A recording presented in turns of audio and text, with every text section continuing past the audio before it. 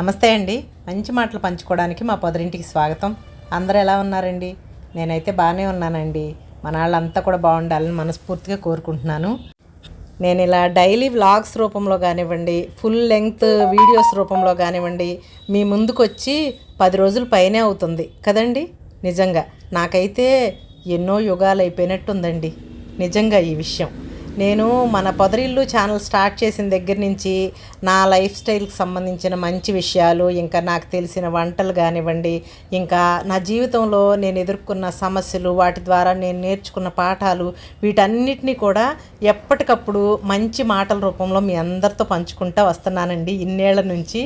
అయితే ఇలా మీతో షేర్ చేసుకున్న క్రమంలో మీకు మంచి మాటలు చెప్పటమే కాదు, నా మనసుకు కూడా ఒక టైప్ ఆఫ్ రిలీఫ్, సంతృప్తి కలుగుతున్నాయి. ఎందుకంటే మనకి ఏదన్నా ఆనందం వచ్చినా, లేదంటే ఏదైనా కష్టం వచ్చినా, మన అనుకున్న ఆత్మీయులతో మనం షేర్ చేసుకున్నాం అనుకోండి, మనకి ఆనందం అయితే రెట్టింపు అవుతుంది, కష్టం అనుకోండి అది సగం అయిపోతుంది.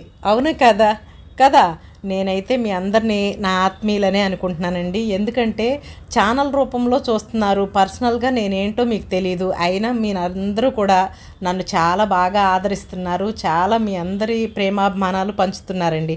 అందుకే నాకు మన పొదరిల్లులోని సబ్స్క్రైబర్స్ అందరూ కూడా, ప్రతి ఒక్కళ్ళు కూడా నాకు ఆత్మీయులతో సమానమేనండి. అందుకే నేను నాకు సంబంధించిన ప్రతి విషయాన్ని, అది మంచి అవనివ్వండి, కష్టమైన విషయం అవనివ్వండి, మీతో షేర్ చేసుకుంటే నాకు చాలా చాలా ఆత్మసంతృప్తి కలుగుతుందండి. అయితే ఇదంతా ఎందుకు చెప్తున్నానంటే, ఈ 10 రోజుల నుంచి నేను ఎందుకు రాలేకపోయాను ఏంటి అనేది మీ అందరితో ఈరోజు చెప్తానండి. లాస్ట్ టైము నేను చేసిన వీడియోలో ఈ మధ్య నాకు వర్టిగో ప్రాబ్లం వచ్చింది, ఎక్కువగా ఫోన్ యూస్ చేస్తే తలనొప్పి, మెడనరాల నొప్పులు వస్తున్నాయని కొన్ని రోజులు కొంచెం గ్యాప్ తీసుకుంటానండి, కొంచెం అర్థం చేసుకోండి అని చెప్పాను కదా మీకు. ఆ క్రమంలోనే నేను రెస్ట్ తీసుకుని మీకు మంచి వీడియోలు పోస్ట్ చేద్దామని అనుకుంటా ఉన్నాను. అలాంటి టైంలో మా అమ్మగారు సిక్ అయ్యారండి. సిక్ అయ్యి హాస్పిటలైజ్ అయ్యారనమాట. నేను మీరు అనుకోవచ్చు, ఏంటి వాణి గారు వీడియోస్ అంటే మనకి మోటివేషన్ చేసేటట్టుగా, మీరు మమ్మల్ని ఇన్స్పైర్ చేసేటట్టుగా మంచి మాటలు చెప్పాలి కానీ హాస్పిటలైజ్ అయినవి ఇవన్నీ ఎందుకండి అని మీరు అనుకోవచ్చు. కానీ నేను ఎందుకు చెప్తున్నానంటే, మనందరం కూడానండి అన్ని విషయాల్లో చాలా కేర్ తీసుకుంటాం. మనకు సంబంధించిన ఇల్లు క్లీన్గా ఉండాలి, లేదంటే మనము ఈ పనులు ఇలా చేయాలి, ఇంత టార్గెట్ పెట్టేసుకుంటాము, హడావుడిగా ఉరుకులు పరుగులుగా మన లైఫ్లో ముందుకెళ్ళాలి, ఇవన్నీ మనం చేస్తూ ఉంటాం. ఇవన్నీ చేసే క్రమంలో ఎంత లేదన్నా, నేను చూసిన వరకు ఆరోగ్యాన్ని అయితే ఎంత లేదన్నా అశ్రద్ధ చేసేస్తున్నామండి. అవునా కదా? మీలో ఎంతమంది ఈ మాటకి అగ్రీ అవుతారు చెప్పండి కదా? మనకి పొద్దున్న లేచిన దగ్గర నుంచి పడుకోబోయే వరకు ఎన్నో పనులు, ఎన్నో బాధ్యతలు, ఎన్నో టార్గెట్లు, ఈ పని ఇవాళ ఇలా పూర్తయిపోవాలి అని. ఆ క్రమంలో మనకు అన్నీ తెలుసు, ఆరోగ్యం గురించి జాగ్రత్తలు తీసుకోవాలి, ఈ ఫుడ్ తింటే ఎలా ఉంటుంది, లేదంటే ఇది తింటే అనారోగ్యం వస్తుంది, ఇవన్నీ తెలుసు. కానీ అవి కొంచెం పాటించే క్రమంలో మన బాధ్యతలో, లేదంటే మనకున్న రెగ్యులర్ పని ఒత్తిడో కానివ్వండి, వాటికి అడ్డం పడిపోయి సరేలే ఇవాళ కాకపోతే రేపొద్దున దాని గురించి కేర్ తీసుకుందాంలే ఇలా అనుకుంటూ ఉంటాం కదా. నాకు ఈ 10 రోజుల క్రమంలో ఏమనిపించిందంటే, మన పాతకాలంలో పెద్దాళ్ళు ఏ చిన్న సామెత చెప్పినా దాన్ని సరిగ్గా గనక మనము లోతుగా ఆలోచిస్తే, అమ్మో ఎంత అర్థం ఉంది దీనిలో అని అనిపిస్తుంది కదా. ఏంటంటే ఆ విషయం, చిన్నప్పటి నుంచి మనం చదువుకుంటున్నప్పటి నుంచి మన స్కూల్ గోడల మీద కానివ్వండి, ఏమైనా మంచి మంచి వాక్యాలు రాస్తూ ఉంటారు కదా, ఆరోగ్యమే మహాభాగ్యము. అది మనం చదువుకుంటూ వస్తాం, కానీ దాని లోతులు తెలియవు. కానీ నిజమండి, ఆరోగ్యమే వందల వేల లక్షల కోట్ల భాగ్యం ఉన్నట్టు. నిజంగా మనం ఆరోగ్యంగా ఉంటేనే ఏ పనైనా చేయగలం. మనం ఏమి సాధించాలన్నా, ఏమి అచీవ్ చేయాలన్నా, మన జీవితంలో ఎలా ఉండాలని మనం రకరకాలుగా కలలు కంటున్నామో అవన్నీ కూడా ఎప్పుడు సాధ్యమవుతాయి? మనము ఆరోగ్యంగా బాగున్నప్పుడే కదండి.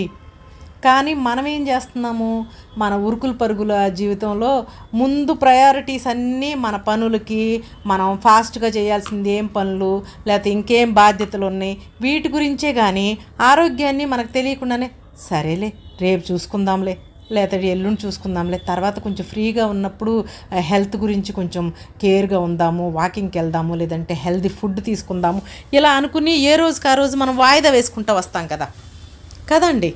కానీ నాకేమనిపించిందంటే, ఇప్పుడు చెప్పాను కదా, నేను లైట్గా సిక్ అయ్యాను. ఆ సిక్ అయిన క్రమంలో అమ్మ హాస్పిటలైజ్ అయింది. ఇవన్నీ కూడా ఈ మధ్య ఈ 10-15 రోజుల నుంచి కూడా అనారోగ్యాలు, హాస్పిటల్స్, మందులు ఇవే సరిపోతున్నాయండి. ఇవన్నీ చూస్తుంటే నాకేమనిపిస్తుందంటే, అవును కదా, మనము మెయిన్ది మిస్ అయిపోతున్నాం కదా. ఎవరమైనా మనం బాగుండి ఆరోగ్యంగా ఉంటేనే ఏ పనైనా చేయగలం. సపోజ్ ఇల్లు బాగా నీట్గా ఉంచుకోవాలి, చక్కగా ఆర్గనైజ్ చేసుకోవాలి అని మన మనసుకు అనిపిస్తుంది. అది ఎప్పుడు సాధ్యమవుతుంది? మనం శుభ్రంగా ఆరోగ్యంగా ఉండి చక్కగా హెల్తీగా ఉండి యాక్టివ్గా ఉంటే మనం చకచక ఒక రోజులో ఆ ఇల్లంతా చక్కగా శుభ్రం చేసేసుకోగలం. లేదా మన ఉద్యోగంలో ఏదైనా అచీవ్ చేయాలనుకోండి, అప్పుడు కూడా మనం ఆరోగ్యంగా ఉంటేనే కదా. కానీ ఈ చిన్న లాజిక్ మనందరం మిస్ అయిపోతున్నాం అనిపిస్తుందండి కదా. నాకైతే ఈ 10 రోజుల నుంచి మా అమ్మ హాస్పిటల్లో ఉండడం, ఆ హాస్పిటల్స్కి మేమందరం తిరగటము, ఆ క్రమంలో డాక్టర్స్ ఏం చెప్తారు, అమ్మకి ఎలా క్యూర్ అవుతుంది, ఇవన్నీ ఆలోచించే క్రమంలో మానసికంగా ఎంతో ఆందోళనకు గురైపోయామండి. అలా అయిపోయిన క్రమంలో కొంచెం అమ్మకి ఏమన్నా కొంచెం మెరుగుపడుతున్నా కూడా అమ్మయ్య అని మనసంతా ఎంతో రిలీఫ్గా అలా అనిపిస్తుంది అనమాట. అనిపించిన క్రమంలో ప్రతి క్షణం నాకు అనిపిస్తూనే ఉంది, అవును కదా, మనం ఫస్ట్ ప్రయారిటీ ఇవ్వాల్సింది హెల్త్కి, తర్వాతే ఏదైనా సరే. బతికి బట్ట కట్టి బాగుంటేనే కదా మనం ఏ పనైనా చేసేది. మనం ఏంటి వేరే వేరే ఆట వెనకాల పడిపోతున్నామేంటి, టార్గెట్లని, మన లైఫ్లో ఇంకా ఏదో అచీవ్ చేయాలని వీటి వెనకాల పడుతున్నామేంటని ఒక టైప్ ఆఫ్ రియలైజేషన్ అంటారు చూడండి, అలాంటిది వచ్చిందండి నాకు.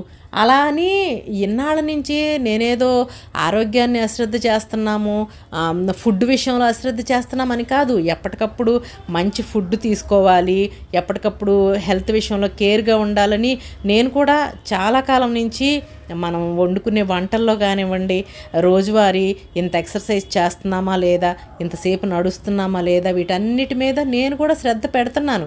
కానీ ఇలా ఈ మధ్య క్రమంలో ఇలా నేను సిక్ అయిపోవడం, వెంటనే ఇలా అమ్మకి బాగుండపోవడం, అదే టైంలో మా అక్క చెల్లెలు ముగ్గురు ఫ్యామిలీస్లోనూ మరి వాతావరణ పరిస్థితుల్లో చలిగా ఉండటం ఎలానో కానీ ప్రతి ఒక్కరికి ఏదో ఒక చిన్న చితక హెల్త్ ఇష్యూస్ అండి.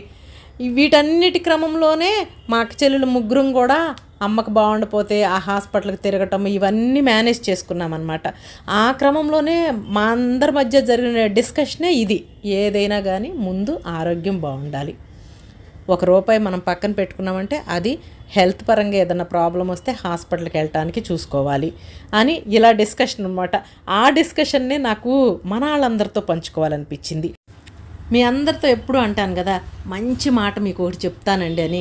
నిజంగా కోట్లు విలువ చేసే ఒక మంచి మాట చెప్పనా అండి మీకు. ఇది కూడా నేను ఫేస్ చేసిన దాన్ని బట్టే మీకు చెప్తున్నా. మనం జనరల్గా ఇప్పుడు కొత్త సంవత్సరం వస్తుంది ఇంకా 2 రోజుల్లో కదా.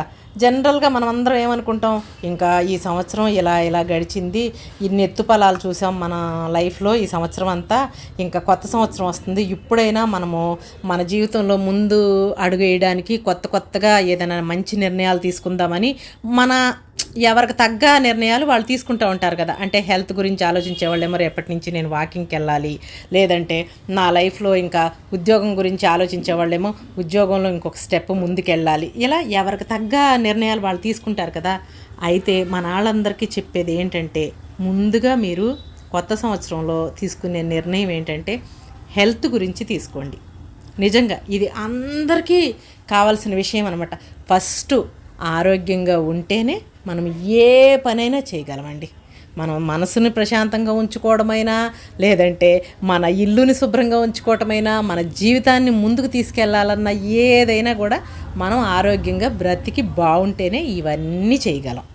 మనం కన్న కలల్ని నిజం చేసుకోవాలన్నా కూడా ఏదైనా మనం అంటూ ఆరోగ్యంగా ఉండాలి కదండి కదా. కాబట్టి ఈ కొత్త సంవత్సరంలో మీరు ఏదైనా నిర్ణయం తీసుకోవాలంటే చక్కగా ముందు హెల్త్కి సంబంధించి మన ఇంట్లో అందరం కూడా మంచి ఆరోగ్యకరమైన ఆహారం తింటున్నామా లేదా, మనందరం కూడా కాస్తో కూస్తో ఎక్సర్సైజ్ చేస్తున్నామా లేదా, కాసేపు అన్నా లేచి నడుస్తున్నామా లేదా, ఊరికి కూర్చునే ఉంటున్నామా, ఇలా అందరం ఎవరికి వాళ్ళం ఏ ఏజ్ వాళ్ళమైనా సరేనండి, చిన్న పిల్లల దగ్గర నుంచి పెద్ద వయసు వచ్చిన వాళ్ళం కూడా కాసేపు నడవాలి, కంపల్సరీగా నడవాలి. నడిస్తే ఎన్నో అనారోగ్యాలు దూరం అయిపోతాయండి. ఎవరి ఏజ్ని బట్టి వాళ్ళు నడకో, జాగింగో, లేదంటే ఇంకా రకరకాల ఎక్సర్సైజులు ఉంటాయి కదా, అలా ఏదో ఒక ఎక్సర్సైజ్ కంపల్సరీగా చెయ్యాలి. ఇంట్లో బయట తిండి తినకుండా ఇంట్లోనే ఆరోగ్యకరమైన ఆహారాన్ని వండుకోవాలి. ఏంటి, టైంకి నిద్రపోవాలి. ఇలాంటివన్నీ కూడా ఆరోగ్యానికి చేటు చేసే విషయాలన్నిటినీ నేను ఈ సంవత్సరంలో కొంచెం కొంచెంగా మార్చుకోవాలి, ఆరోగ్యం మీద కేర్ తీసుకోవాలి అనేది మాత్రం ప్రతి ఒక్కళ్ళు మనం నిర్ణయించుకోవాలండి. ఈ కొత్త సంవత్సరంలో ఆ నిర్ణయంతో ముందుకెళ్ళి దానికే కట్టుబడి కంప్లీట్గా అలా చేసుకుంటూ వెళ్తే మన అందరి జీవితాలు కూడా చాలా బాగుంటాయండి. ఇదంతా కూడా ఏదో వీడియో కోసమో కంటెంట్ కోసమో నేను చెప్పట్లేదు. మనస్ఫూర్తిగా నేను ఫేస్ చేసిన పరిస్థితులను బట్టి నాకు అనిపించిన విషయాన్ని మన ఆత్మీయులందరికీ కూడా ఒక మంచి మాట రూపంలో పంచుకుంటున్నానండి. ఏమంటారు మీరందరూ? నేను చెప్పింది నిజమేనా కాదా? కదండి. మనము నంబర్ 1 విషయాన్ని పక్కన పెట్టి 2, 3, 4 అని మిగిలిన విషయాలు వెనకాల అనవసరంగా పరిగెడుతున్నాం అనిపిస్తుందండి. కాబట్టి ముందుగా అందరం కూడా ఈ కొత్త సంవత్సరంలో తీసుకునే నిర్ణయం అంతా కూడా ఆరోగ్యం గురించి తీసుకుందాము. అందరము ఆరోగ్యంగా చక్కగా హెల్తీగా మన లైఫ్లో ముందుకెళ్ళే విషయాల గురించి ఆలోచిద్దాం. ఓకేనా? ఇది ఈరోజు మన వీడియో.